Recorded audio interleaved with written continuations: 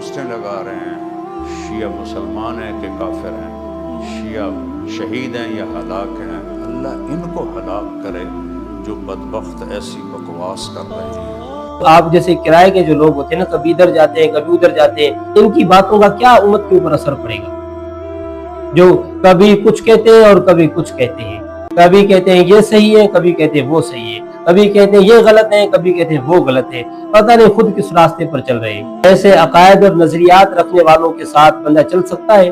آپ جیسے لوگ چل سکتے ہیں جن کو اپنی دکان چمکانی ہو، جن کو اپنی دنیا بنانی ہو، جن کو دنیا کی ضرورت ہو، جو دنیا کے پیچھے پڑ گئے ہوں، ان کو وہی چل سکتے ہیں ان کے ساتھ۔